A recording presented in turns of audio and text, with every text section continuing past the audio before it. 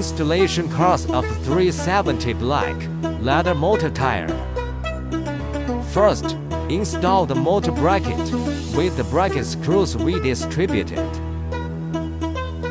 The alignment holes are installed in place in 3 times.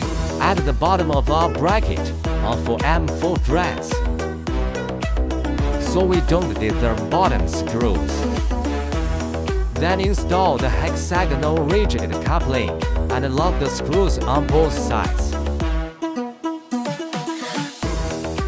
Finally, let's install the tire. Hexagon to hexagon, it's that simple. Tighten the mounting screws and we will complete a setup installation. Is it very simple?